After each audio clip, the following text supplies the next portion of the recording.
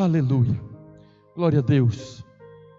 Quero compartilhar a palavra de Deus para a edificação da igreja. Cada semana temos compartilhado uma palavra, a palavra de Cristo, seja textos do Velho Testamento, textos do Novo Testamento, da Velha Aliança, da Nova Aliança. Nós ministramos conforme a chave da Nova Aliança. Nós ministramos sempre a palavra da graça de nosso Senhor Jesus Cristo. Não ministramos para gerar acusação, condenação, pelo contrário, para gerar fé no seu coração. Eu quero recapitular da semana passada. Na semana passada eu falei aqui exatamente a respeito da importância de andarmos em fé, de crescermos em fé. Nós falamos aqui a respeito de que a fé que opera em nosso coração não é um sentimento, não é uma percepção interior, mas é uma atitude. A nossa fé se expressa através das nossas atitudes. Nós vemos que a fé vem pelo ouvir a pregação, a fé vem pela pregação da palavra de Cristo. Paulo fala isso na carta aos Romanos, no capítulo 10, verso 17. Ele diz: e assim a fé vem pela pregação, e a pregação pela palavra de Cristo. A fé nos é concedida pelo Espírito Santo através da palavra de Deus.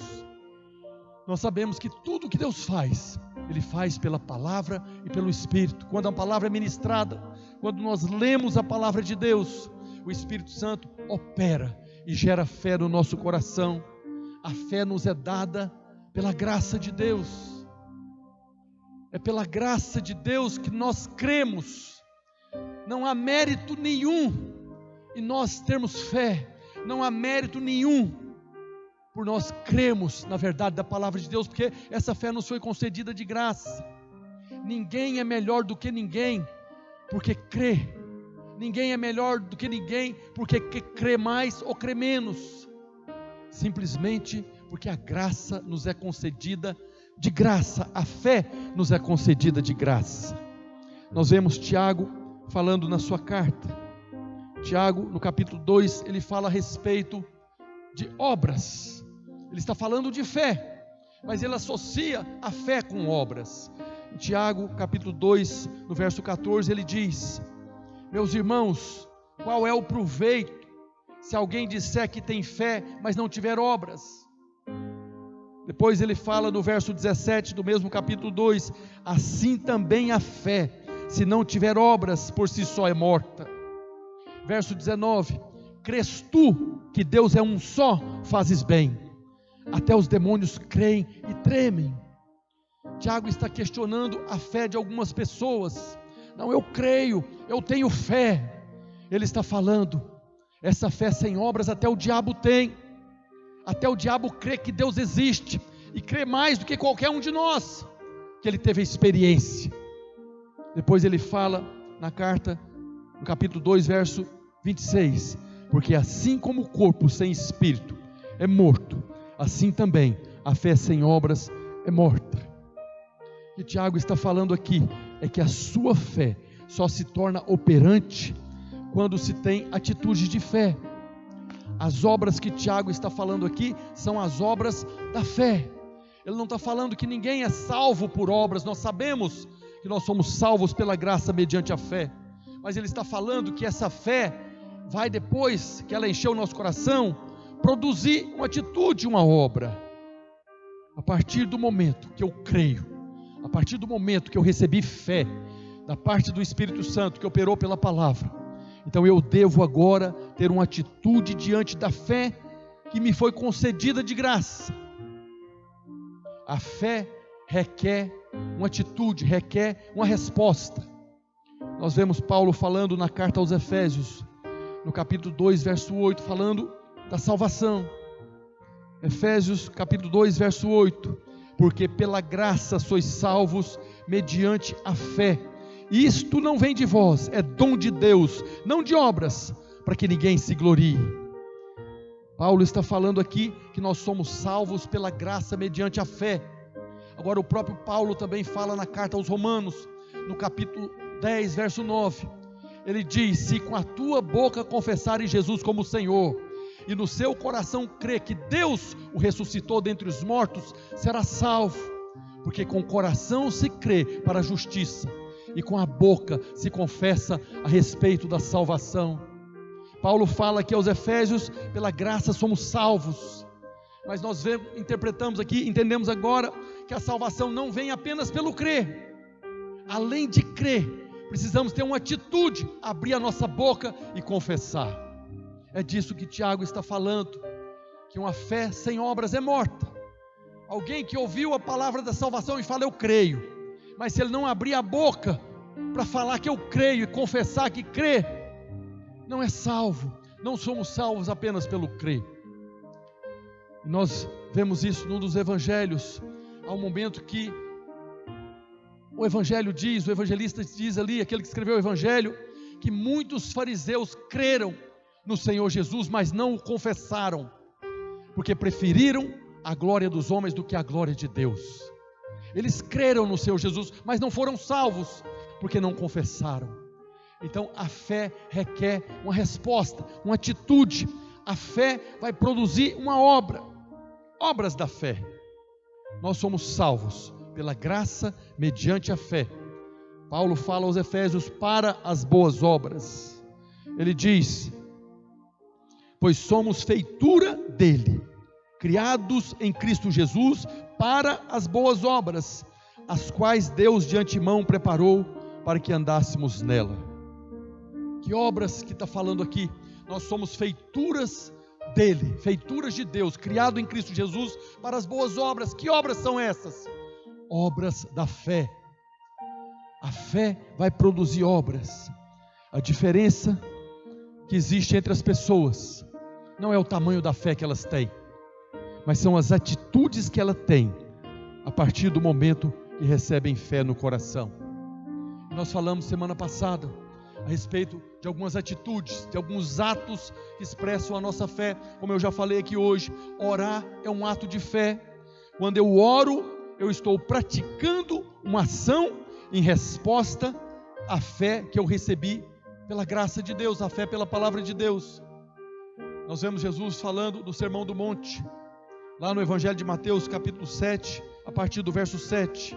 Jesus diz: pedi e dar-se-vos-á, buscai e acharei, batei e abrir-se-vos-á, pois todo o que pede recebe, o que busca encontra, e a quem bate abrir-se-lhe-á. Então o próprio Jesus está liberando a palavra, é a palavra de Cristo. Se pedir, recebe, se buscar, encontra, se bater, a porta abre. Amém. Essa é a pregação da palavra de Cristo, encheu meu coração de fé. Então agora eu vou ser abençoado. Você vai ser abençoado quando você tiver uma atitude em cima da fé que você recebeu. Qual que é a atitude? Pedir, buscar, bater. Jesus está falando aqui de oração. Quando nós oramos, nós temos uma atitude de fé, e a fé se manifesta, a fé se torna operante e vai produzir o milagre. Que milagre? Que você pediu, você recebeu, que você buscou, você achou, que você bateu e a porta abriu. Nós temos feito isso. Todos os dias temos orado, todos os dias temos reunido e orado, pedindo ao Senhor, pedindo por cura, pedindo por restauração, pedindo por prosperidade. Assim como oramos aqui agora. Quando nós oramos, nós estamos tendo uma atitude, uma ação, conforme a fé que Deus colocou no nosso coração. Uma segunda atitude de fé é o ato de confessarmos a palavra de Deus. Quando nós falamos, Paulo fala na segunda carta aos Coríntios, capítulo 4, verso 13: tendo porém o mesmo espírito da fé, como está escrito, eu criei, por isso é que falei. Também nós cremos, por isso também falamos. Quando eu recebo fé no meu coração, a pregação de Cristo enche meu coração de fé, então eu preciso falar agora. Então quando eu estou falando, confessando a verdade da palavra de Deus, eu estou agora me apropriando da bênção. Quando eu falo, quando eu confesso, quando eu proclamo, quando eu determino com a minha boca as verdades da palavra de Deus, eu estou tendo uma atitude de fé e eu vou ver o milagre acontecendo. É como nós acabamos de falar a respeito da salvação. Você ouve a pregação do amor de Deus, você ouve o Evangelho, as boas novas de Cristo, e aí entrou fé no seu coração. Você crê, por isso você fala. Eu criei, por isso eu confessei Jesus como Senhor da minha vida e fui salvo. Uma terceira atitude de fé que nós compartilhamos na semana passada, em relação ao que Paulo falou na carta aos Efésios, capítulo 2, verso 6. Paulo diz que nós, juntamente com Ele, nos ressuscitou e nos fez assentar nos lugares celestiais em Cristo Jesus. Jesus morreu, ressuscitou e está sentado à destra do Pai, acima de todo o principado, potestade, poder e dominadores do mal. E nós fomos colocados em Cristo, assentados com Cristo nas regiões celestes. Então nós estamos numa posição acima de todo o principado, potestade, poder e domínio. E quando nós oramos, tendo essa atitude em relação à palavra de Deus que diz que nós estamos acima desses demônios, que nós comandamos uma palavra contra o império das trevas, que nós oramos quebrando o poder do diabo em relação às enfermidades, em relação à miséria. Quando nós temos uma atitude de trono, da posição que nós estamos, que está escrita na palavra de Deus, nós também estamos tendo uma atitude de fé, e nós veremos o milagre acontecer. Isso foi o que nós falamos na semana passada, mas hoje eu quero falar a respeito de um outro assunto, que também está associado à fé. Eu quero falar sobre visões e sonhos que Deus nos concede. Por toda a Bíblia, toda a Escritura, nós vemos que Deus concede visões e sonhos aos seus servos. E Ele faz isso para revelar a sua vontade, para revelar aquilo que Ele quer fazer, ou aquilo que Ele vai fazer. Nós vemos na carta do profeta Amós, no capítulo 3, no verso 7, está escrito: certamente o Senhor Deus não fará coisa alguma, sem primeiro revelar o seu segredo aos seus servos, os profetas. O profeta Amós está aqui falando inspirado por Deus, inspirado pelo Espírito Santo, que certamente o Senhor Deus não fará coisa alguma, sem primeiro revelar o seu segredo aos seus servos. Aqui nós vemos que o Senhor não vai fazer coisa alguma, sem primeiro revelar a sua vontade aos seus servos, para que nós possamos agora participar do mover, para que nós possamos entrar nessa vontade, ou até mesmo sermos um canal da realização da vontade de Deus. Nós fomos enviados, ide por todo mundo pregar o Evangelho, fazer discípulos. Isso está escrito na palavra de Deus. Agora aqui está falando que o Senhor revela para nós o seu segredo. Esse segredo aqui pode ser traduzido apenas como a vontade de Deus. Deus não vai fazer nada sem antes revelar a sua vontade. Mas esse segredo aqui também pode ser que Deus vai revelar aos seus servos o que o servo deve fazer conforme a vontade dele, para que as coisas aconteçam conforme aquilo que está no coração do Pai. O Senhor revela para nós, e pode ser através da sua palavra, através de uma visão, através de sonhos. Revela os seus segredos. A maneira básica como Deus fala conosco é através da palavra, é através da pregação. Essa é a principal fonte de revelação. É onde nós somos instruídos, ensinados, onde nós somos exortados. Mas Deus também fala conosco através de visões e sonhos. Sonhos mesmo, quando nós estamos dormindo. Eu tenho estimulado os irmãos a cada dia para você orar, para que Deus dê a você visões, para que Deus fale contigo através de sonhos. Nós vemos a respeito desse versículo, por exemplo, que Jesus fala, o ide, está escrito na palavra, o Senhor Jesus já disse para todos nós, ide, fazei discípulos de todas as nações, batizando em nome do Pai, do Filho e do Espírito Santo. Hoje nós estamos aqui na cidade de Manaus, pregando o Evangelho, fazendo discípulos, mas o Senhor pode dar a você uma visão, através de um sonho, o lugar aonde Ele quer que você vá fazer discípulos. Os irmãos sabem, eu não sou de Manaus, eu sou de Goiânia, mas um dia o Senhor nos enviou para cá, através de uma visão, de um sonho. Assim também Ele pode fazer por você. Nós já sabemos o que devemos fazer, mas o Senhor pode revelar a você, aonde, qual casa, mesmo na sua cidade. Vá lá, Ele te dá uma visão de uma casa, para você entrar, pregar o Evangelho. Temos visto tantos testemunhos de pessoas que têm a revelação, os irmãos chamam de revelação, mas na verdade é uma visão, ou até mesmo através de sonhos. para orar, para interceder, para quebrar o poder do diabo.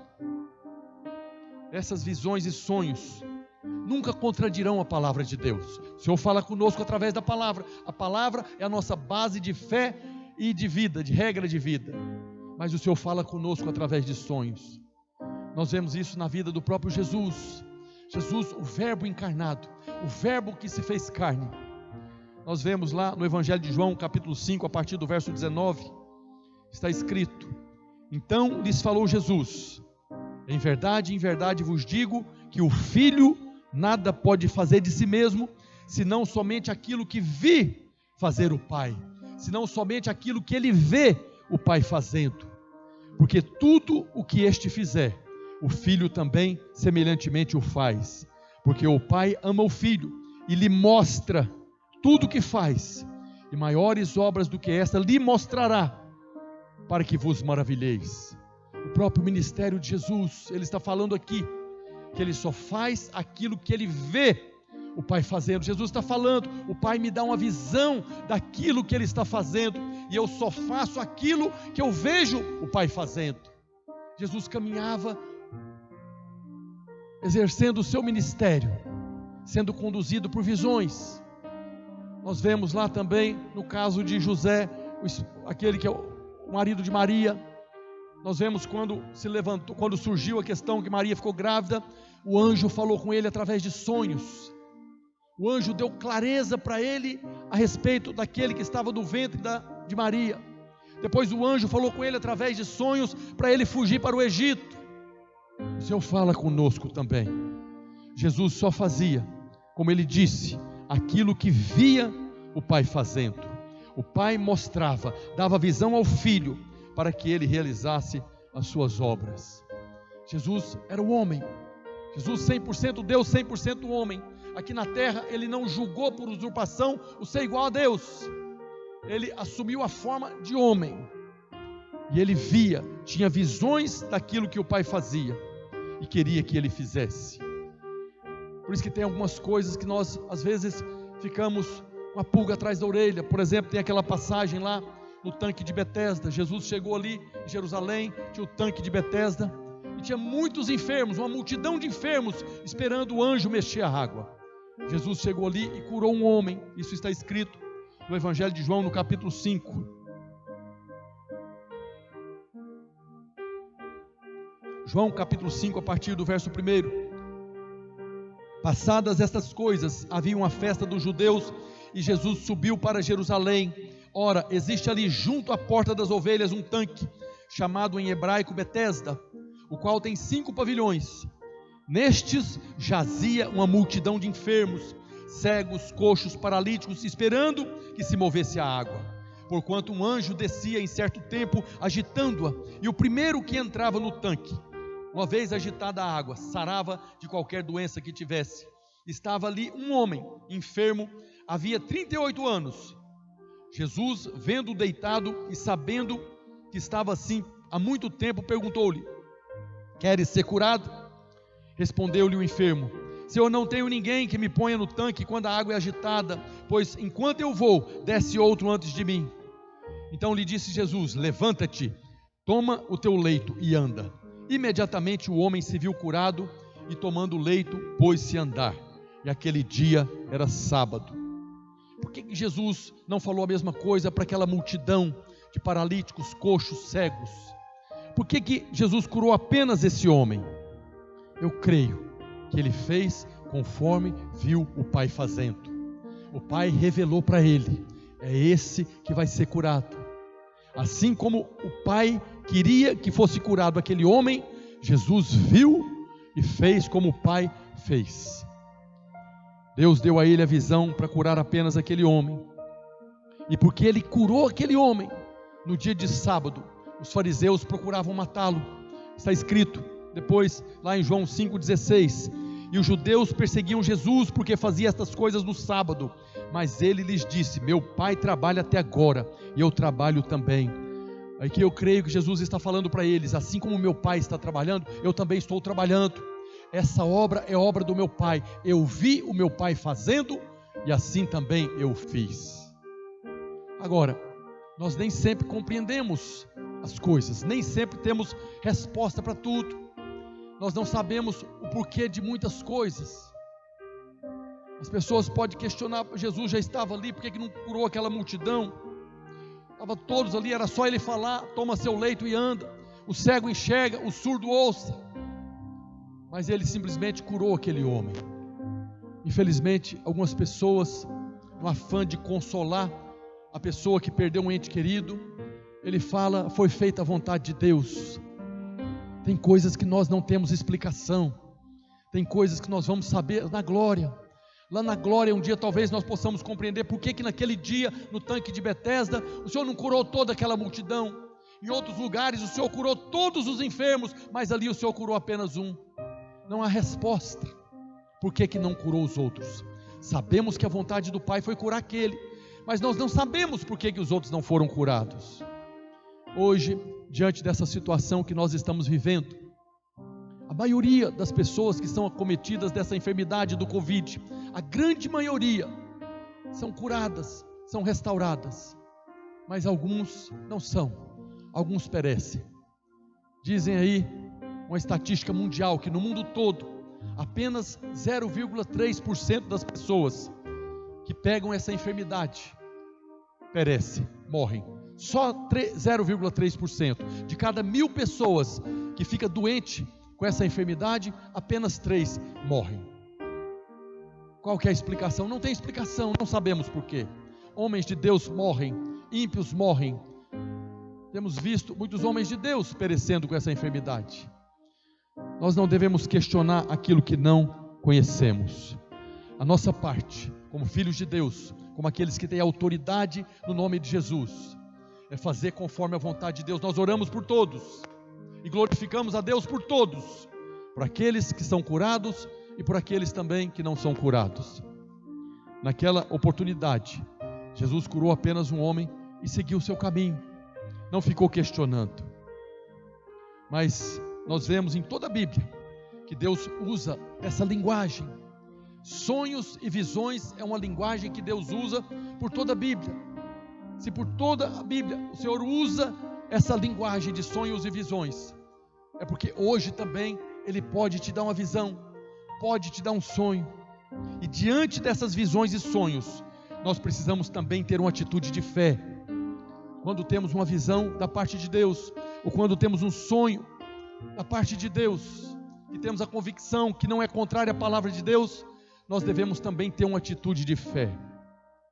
Nós vemos lá no livro de Números, capítulo 12, a partir do verso 6, está escrito: então disse: ouve agora as minhas palavras. Deus falando, o próprio Deus está falando: ouve agora as minhas palavras. Se entre vós há profeta, eu, o Senhor, em visão a ele me faço conhecer, ou falo com ele em sonhos.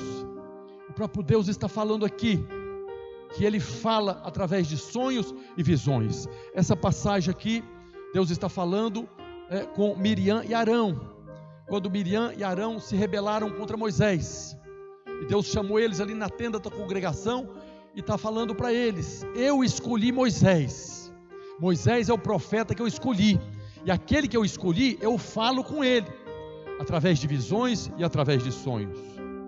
Deus estava falando que Moisés era o escolhido naquela ocasião. Mas olha o que está escrito no mesmo livro de Números, no capítulo 11. No capítulo 11, a partir do verso 26, preste atenção no que está escrito aqui. Aqui houve um momento que havia outras pessoas profetizando. Depois o Espírito saiu de algumas pessoas e continuou sobre 2 pessoas. Está escrito no livro de Números, capítulo 11, a partir do verso 26. Porém, no arraial ficaram 2 homens, um se chamava Eldade e o outro Medade.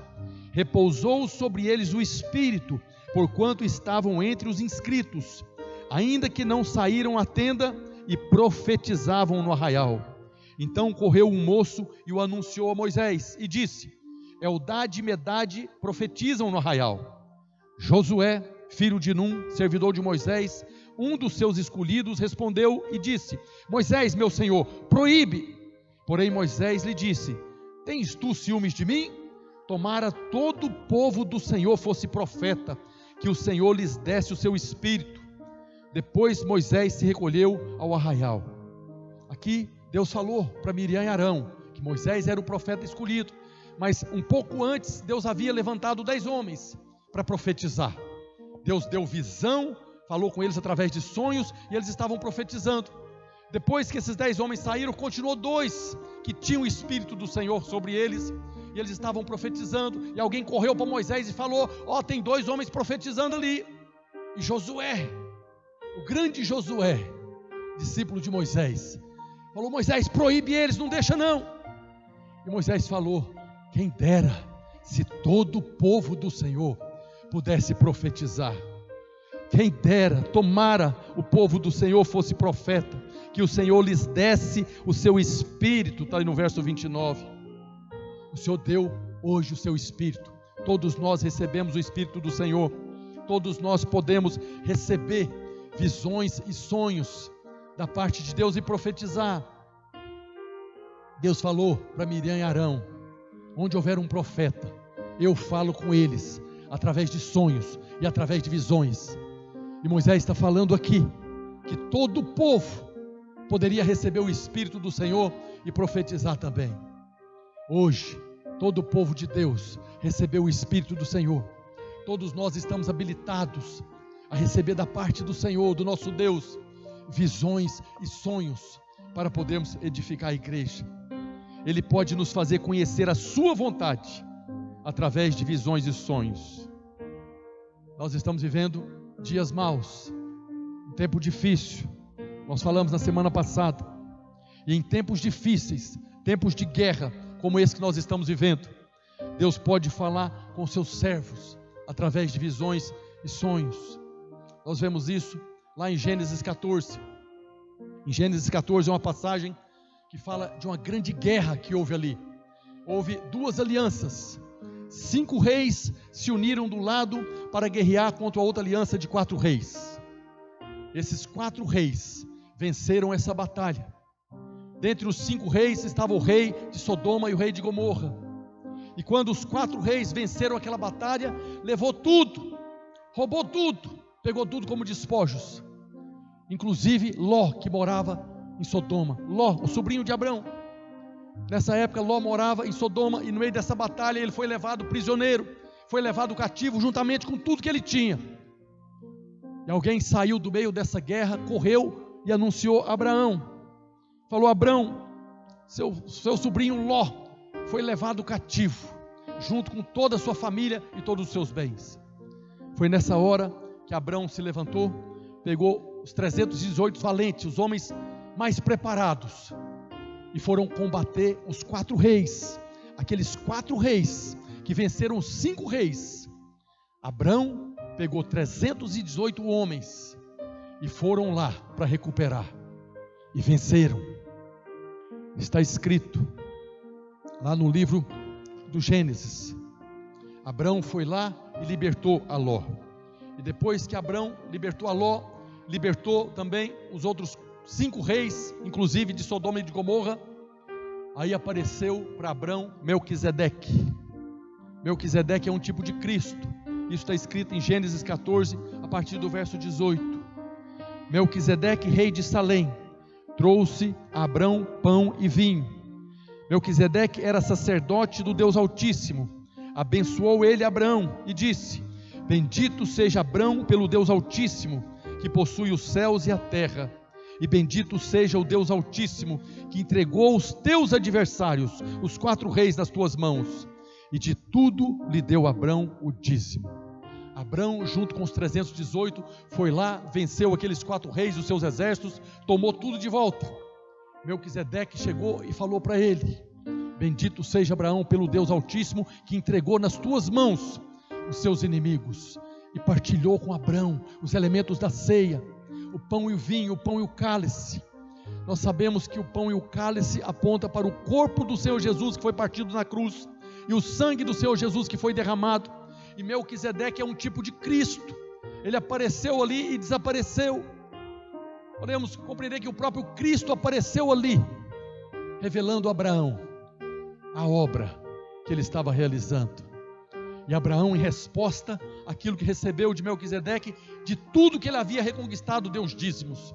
E depois desse momento, o rei de Sodoma falou para Abraão: Abraão, você pode ficar com tudo que eles haviam me roubado, só devolve as pessoas. E Abraão, em justiça, falou: que o Deus Altíssimo me livre de pegar qualquer coisa que não seja minha. Que o Deus Altíssimo me livre de você depois falar que você me enriqueceu. Não quero nenhuma correia de sandálias. Abraão pegou apenas aquilo que era do seu sobrinho Ló. Mas Deus falou com Abraão através de uma visão. Naqueles dias difíceis, dias de guerra, revelou a ele que era o seu escudo e proteção, trazendo consolo. Isso está escrito em Gênesis 15, verso 1. Depois de todos aqueles acontecimentos, o texto diz: e depois destes acontecimentos, veio a palavra do Senhor a Abrão, numa visão, e disse: não temas, Abrão, eu sou o teu escudo, e teu galardão será sobre modo grande. Naquele tempo de guerra, em que seu sobrinho foi levado cativo, ele pegou 318 homens, venceu a batalha de 4 reis com seus exércitos. Deus apareceu e deu para ele ali os elementos da ceia. E depois dessas coisas, deu a ele uma visão, falando: eu sou o teu escudo, eu sou a tua proteção. Deus fala conosco também. Nós já experimentamos do pão e do vinho, já experimentamos do corpo do Senhor Jesus, que foi partido na cruz, já experimentamos do sangue de Jesus, que foi derramado na cruz. Tudo isso está revelado na palavra, eu sei. Mas nos dias maus, nos dias de guerra, nos dias de desespero, o Senhor pode sim falar conosco através de uma visão, como falou com Abraão, para trazer paz ao nosso coração. Jesus se fez maldição no nosso lugar. O corpo sendo partido, o sangue derramado, Ele estava assumindo agora a maldição que estava sobre nós. E nós podemos agora receber da parte de Deus a revelação de que o Senhor Jesus se fez nosso escudo e a nossa proteção. Assim como Deus falou com Abraão numa visão, pode falar conosco também. E se nós o ouvirmos através da palavra, através de uma visão, através de sonhos, e descansarmos na sua graça, também receberemos um galardão sobre modo grande. Deus fala conosco através de visões e sonhos. Tem um outro personagem bíblico que Deus fala muito com ele através de visão, é o profeta Isaías. Todos os profetas, Deus revela a eles através de visões, mas Isaías especialmente, Deus falou muito com ele através de visões. Lá no livro do profeta Isaías, logo no início, no capítulo 1, verso 1, diz: visão de Isaías, filho de Amós, que ele teve a respeito de Judá e Jerusalém, nos dias de Uzias, Jotão, Acás e Ezequias, reis de Judá. Isaías profetizou sobre o reino de Judá, o reino do sul. E aqui já fala que ele teve uma visão. No capítulo 2 também, no verso 1 diz: palavra que em visão veio a Isaías, filho de Amós, a respeito de Judá e Jerusalém. Depois no verso 13, capítulo 1, sentença que numa visão recebeu Isaías, filho de Amós, contra a Babilônia. Deus dava para ele visão. E no capítulo 21, verso 2, dura visão me anunciaste, dura visão me foi anunciada. O pérfido procede perfidamente, e o destruidor anda destruindo. Sobe, ó Elão, sitia, ó Média, já fiz cessar todo o gemer. Isaías teve muitas visões, mas tem uma visão que Isaías teve, que para mim é maravilhosa. Particularmente eu acho ela tremenda. Aconteceu também num tempo muito difícil, num tempo de guerra, num tempo onde o próprio Deus já havia anunciado o julgamento sobre Judá e Jerusalém. O povo estava desviado, o povo não tinha conhecimento de Deus. Você vê muitas vezes Deus falando através do profeta Isaías: o povo não tem entendimento, o povo não tem conhecimento, o povo está fazendo tudo errado. O próprio Senhor já tinha anunciado o julgamento sobre Judá e Jerusalém, por causa da impiedade do povo, por causa da falta de conhecimento. Está escrito lá em Isaías capítulo 5, verso 13: portanto, o meu povo será levado cativo por falta de entendimento, os seus nobres terão fome, e a sua multidão se secará de sede. É um julgamento, um juízo. E no meio dessas circunstâncias todas, no meio de tudo que estava acontecendo, como não se bastasse, ainda morreu o rei de Israel, naquela ocasião o rei Uzias. Uzias era rei de Judá, o reino do sul, e o seu nome, o nome Uzias, significa: minha força é Jeová. No meio de todas aquelas circunstâncias, da ignorância do povo, da impiedade do povo, ainda morre: minha força é Jeová. Isaías estava vendo que o povo de Deus estava perdendo a força do nome pela falta de conhecimento. Era como se aquele povo estava se perdendo. Nós vemos na história da igreja, nesses 2000 anos de igreja, em muitos momentos, nós estamos aqui debaixo do nome poderoso de Jesus, através do nome de Jesus que a igreja está sendo edificada, é o próprio Cristo que está edificando a sua igreja, mas em muitos momentos na história da igreja, era como se a força do nome de Jesus estivesse sendo perdida pelo povo, por causa do engano, por causa de doutrinas erradas, porque esqueceram a palavra de Deus. Em muitos momentos a igreja abandonou a palavra de Deus, perdeu o conhecimento, o entendimento, e quando isso acontece, a força do nome de Deus, a força do nome de Jesus vai se esvaindo. Mas no meio desse contexto todo, Deus deu uma visão maravilhosa para Isaías. Está escrito lá no capítulo 6 do livro do profeta Isaías, a partir do verso 1. No meio desse contexto, Isaías teve uma visão e ele diz: no ano da morte do rei Uzias, eu vi o Senhor assentado sobre um alto e sublime trono. As abas de suas vestes enchiam o templo. Serafins estavam por cima dele, cada um tinha 6 asas. Registra aí que Isaías está falando que viu que os anjos tinham 6 asas. E com 2 tinham 6 asas, com 2 cobriam o rosto, com 2 cobriam os seus pés, e com 2 voavam. E clamavam uns para os outros, dizendo: Santo, Santo, Santo é o Senhor dos exércitos.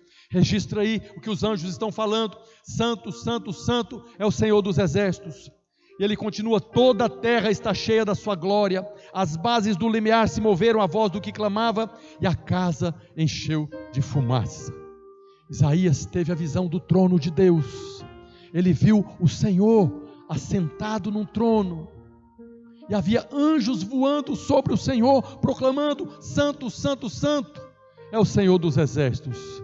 Isaías também viu nessa visão toda a terra cheia da glória de Deus. Naqueles dias que Isaías estava vivendo, não tinha glória de Deus, a força do nome Jeová estava se esvaindo. Naquele tempo de julgamento e de morte, o Senhor deu a Isaías a visão da redenção, da obra consumada, do projeto de Deus. Isaías viu a obra consumada, o Senhor dos exércitos. Senhor dos exércitos no Velho Testamento é o nome de Jesus, é o Redentor, é o Messias.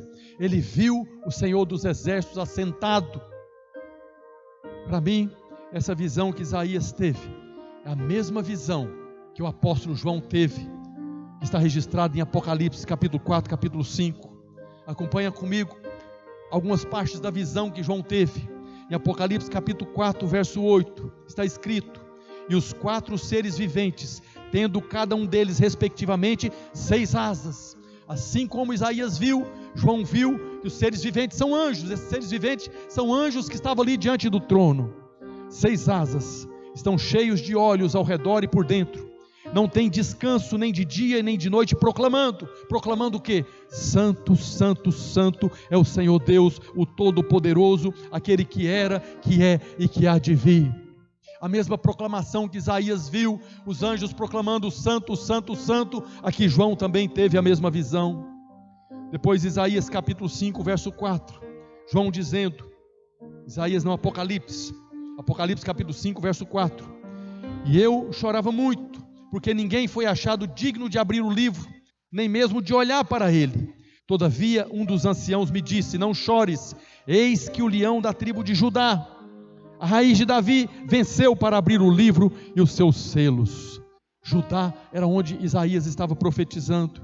Depois Apocalipse capítulo 5, verso 13, está escrito: então ouvi que toda criatura que há no céu e sobre a terra, debaixo da terra, sobre o mar, e tudo que neles há, estava dizendo: àquele que está sentado no trono e ao Cordeiro, seja o louvor e a honra e a glória e o domínio pelos séculos dos séculos. Aqui João também viu, toda a terra está cheia da glória do Senhor. Isaías viu a redenção consumada. Isaías viu o Cordeiro diante do trono, o Cordeiro que apareceu ali para apresentar a justiça que havia sido feita. No meio do caos, onde parecia tudo perdido, Deus deu a Isaías a visão da obra consumada. Mas teve um problema com Isaías. Quando ele teve essa visão, ele reconheceu que era pecador, e assim como todo o povo que estava vivendo na época dele, estavam perdidos. Ele disse: então disse eu, Isaías capítulo 6, verso 5, então disse eu, ai de mim que estou perdido, porque sou homem de lábios impuros e habito no meio de um povo de impuros lábios, e os meus olhos viram o Rei, o Senhor dos exércitos. Os meus olhos viram o Rei Jesus. Então um dos serafins voou para mim, trazendo na mão uma brasa viva que tirara do altar com uma tenaz. Com a brasa tocou a minha boca e disse: eis que ela tocou os teus lábios, a tua iniquidade foi tirada e perdoado o teu pecado. Deus deu a visão da obra consumada a Isaías. Isaías se viu condenado, mas Deus apresentou a Isaías a sua salvação. Isaías foi salvo nessa hora, porque a iniquidade foi tirada e perdoado o pecado.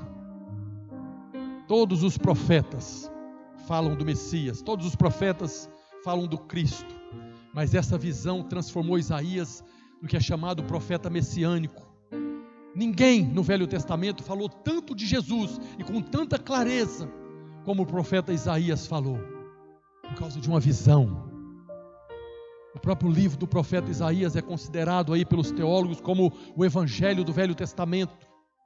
O livro do profeta Isaías pode ser dividido em duas partes, até mais ou menos ali pelo capítulo 40. O livro do profeta Isaías tem 66 livros, assim como a nossa Bíblia tem 66, o livro tem 66 capítulos, assim como a nossa Bíblia tem 66 livros.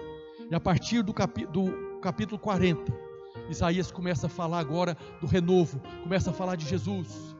Nós nunca teríamos condições de compreender a obra da cruz sem que tivéssemos Isaías 53, a clareza de detalhes que ele fala ali, por causa de uma visão que ele teve. A partir dessa visão, Deus revelou o seu projeto para Isaías.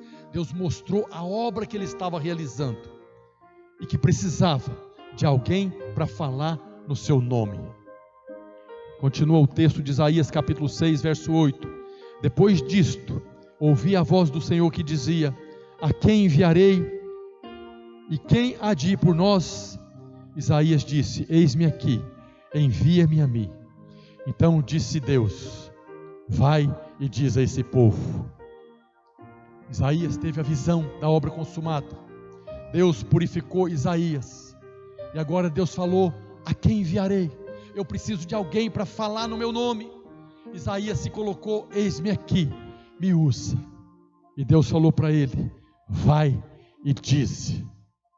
Da mesma maneira, hoje, enquanto não chegar o grande dia do Senhor, Deus continua precisando de pessoas para falar no nome dEle.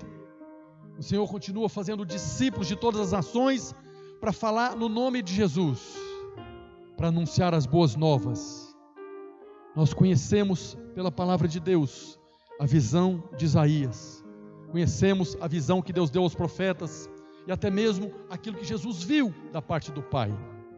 Mas Deus continua falando conosco através de sonhos e visões. Nós devemos orar pedindo a Deus, pedindo ao Senhor, para que Ele também fale conosco através de visões e sonhos.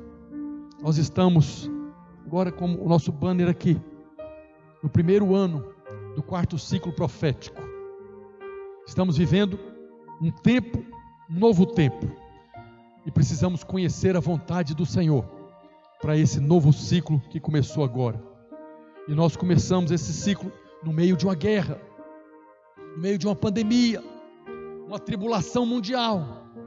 O nosso primeiro ano do 4º ciclo é um ano de tribulação, assim como foi nos dias de Isaías, assim como foi nos dias de Jesus. no meio dessa pandemia, mas o Senhor pode, através de uma visão ou de um sonho, nos revelar novos caminhos, novos projetos, novas direções. Jesus fala também no Evangelho de Lucas, capítulo 18, verso 27. Mas ele respondeu: os impossíveis dos homens são possíveis para Deus.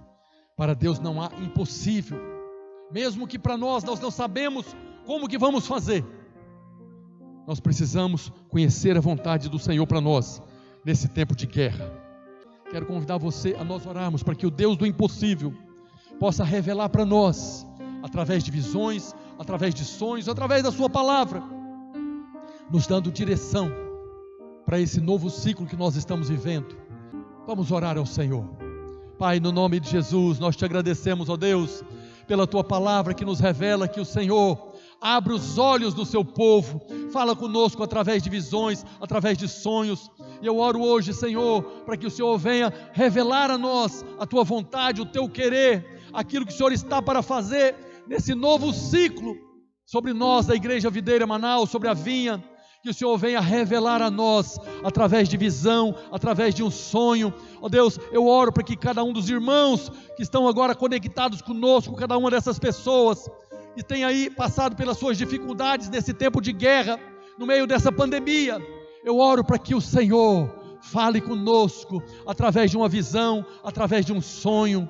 Senhor, nós cremos que o Senhor é o Deus do impossível, nós cremos que aquilo que é impossível para o homem, não é impossível para o Senhor é o Deus do impossível, e nós clamamos ao Senhor: abençoa-nos, ó Deus, abençoa-nos, revela-nos a tua vontade, mostra-nos a tua vontade, assim como o Senhor concedeu visão a Jesus, que tudo que ele fazia é porque ele via o Senhor fazendo, assim como os profetas tiveram da parte do Senhor visões. Nós oramos para que nesse novo tempo nós sejamos abençoados com a revelação através de visões e através de sonhos, porque nós cremos que para o Senhor não há impossíveis. Nós cremos que o Senhor é o Deus do impossível. Assim nós oramos hoje para que o Senhor nos revele aquilo que é impossível para nós, mas não é impossível para o Senhor. Oramos em nome de Jesus. Aleluia. Estamos terminando o nosso culto. Eu quero que você cante conosco agora. Vamos encerrar nessa hora cantando e proclamando, confessando: nosso Deus é o Deus do impossível. Tenham todos uma semana abençoada, em nome de Jesus. Cante conosco. Aleluia. Quando tudo diz que não, sua voz me encoraja a prosseguir. Quando tudo diz que não, ou parece que o mar não vai se abrir, eu sei que não estou só, eu sei que não estou só, e o que dizem sobre mim não pode se frustrar. Não, venha em meu favor e cumpra em mim teu querer.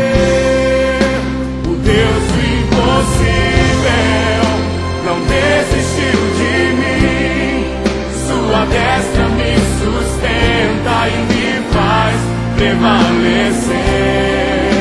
O Deus do impossível não desistiu de mim, sua destra me sustenta e me faz prevalecer. O Deus do impossível,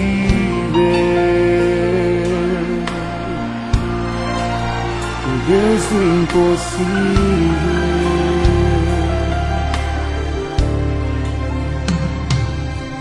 Quando tudo diz que não, sua voz me encoraja a prosseguir.